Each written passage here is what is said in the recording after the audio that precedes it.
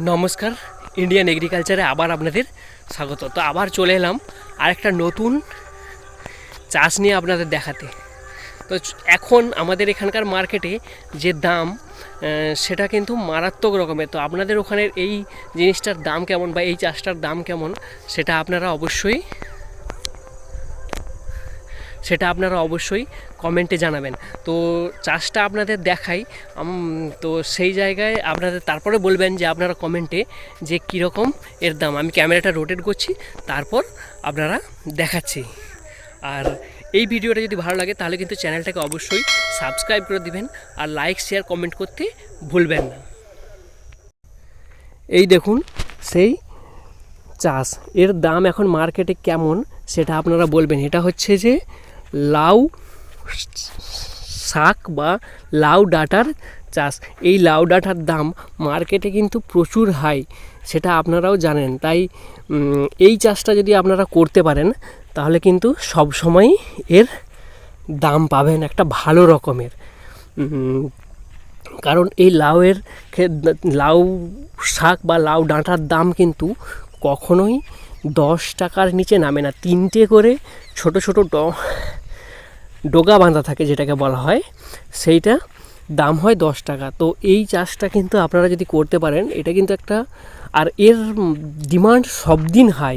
আপনি কখনো কোনো দিনও দেখতে পাবেন না যে এর ডিমান্ড কমে গেছে। তাই আপনারা যদি চান তাহলে কিন্তু অবশ্যই হচ্ছে যে এই লাউ শাকের চাষ করতে পারেন। তো সেক্ষেত্রে আপনাকে জমিটা পলি মাটি হতে হবে, তাহলে কিন্তু খুব ভালো ফলে। আর এর বীজটা লাগাতে হবে ডাঁটার, মানে শুধুমাত্র ডাঁটা হবে, লাউ হবে না। এর বীজের ভ্যারাইটি পাওয়া যায়, একটা হচ্ছে শুধু ডাঁটা হবে আর কিছু ভ্যারাইটি আছে যে সেটাতে লাউ হবে। তো এই ভ্যারাইটিটা আপনাকে লাগাতে হবে ডাঁটার, যাতে কিনা আপনি ডাঁটাটা ভালো করে করতে পারেন। এই দেখুন,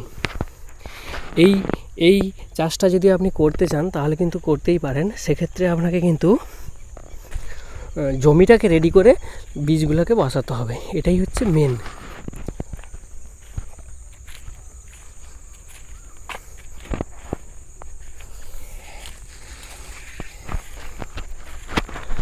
আর এর ক্ষেত্রে কিন্তু খাটুনি একেবারেই কম। শুধুমাত্র ওই পোকা ছিদ্রকারী যে পোকা, মানে পাতাগুলোকে খেয়ে নেয় যে পোকাটা, সেই পোকাটা দমন করতে পারলেই আপনার কেল্লা ফতে। আর যেহেতু এটা শাক পাতা হিসেবে খাওয়া হয় বা ডাঁটা হিসেবে খাওয়া হয়, তাই সবসময় চেষ্টা করবেন যে এটা যেন জৈব সারে বেশিটা চাষ করা হয়। কীটনাশক সার প্রয়োগ করতে বা হচ্ছে যে কীটনাশক ঔষধ প্রয়োগ করতে সবসময় চেষ্টা করবেন না করতে, তাহলে কি সুবিধে। আর এই চাষের ঝামেলাও কম, শুধু জমিটা রেডি করে বীজগুলোকে লাগালেই হবে, আর মাঝে মাঝে আপনাকে জল প্রয়োগ করতে হবে। আর এটা কম জায়গাতেই চাষ করা যায়, সেই কারণে এটা একটুখানি জায়গাতেও চাষ করতে পারেন। এই ডাটা বিক্রির জন্য কিন্তু বড় মার্কেটেরও প্রয়োজন হয় না, ছোট ছোট মার্কেটেই কিন্তু আপনার সব বিক্রি হয়ে যায়। তার কারণ কি? কারণ এই ডাটা সবাই খায় আর সবাইয়েরই চাহিদা থাকে। দেখুন, এই লাউ শাকের মাঝে কিন্তু একটা সময় চাষ হয়েছিল কলমি শাকের। এই দেখুন, এই বেডটাতে কলমি শাক লাগানো ছিল, ফুল হয়েছে কলমি শাকের।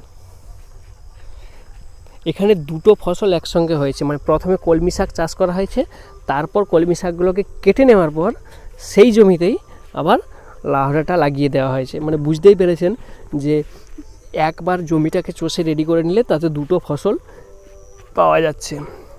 এখানে শুধু কলমি শাক না, এখানে 3-4 রকমের চাষ হয়েছিল। এই যে আমি দেখতে পাচ্ছি এখানে একটা পালং শাক, তার মানে কলমি শাক, পালং শাক সব রকম, সঙ্গে খসলা শাক, সব রকমই চাষ হয়েছিল।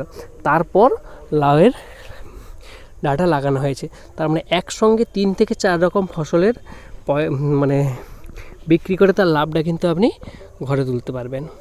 আর পাশে রয়েছে, দেখতেই পাচ্ছেন, যে আলুর চাষ। আর এই ডাটাগুলো কত সুন্দর হয়েছেন দেখেছেন গাছগুলোতে, মানে মার্কেটে নিয়ে গেলে সঙ্গে সঙ্গে বিক্রি হয়ে যাবে, ওয়েট করার প্রয়োজনই হবে না। আজকের ব্লগটা এখানেই শেষ করছি। সবাই ভালো থাকুন, সুস্থ থাকুন, সবাইকে ভালো রাখুন। আর চ্যানেলে নতুন হলে চ্যানেলটাকে সাবস্ক্রাইব করে দিন, লাইক শেয়ার কমেন্ট করতে ভুলবেন না। দেখা হচ্ছে নেক্সট কোনো চাষের আপডেট নিয়ে।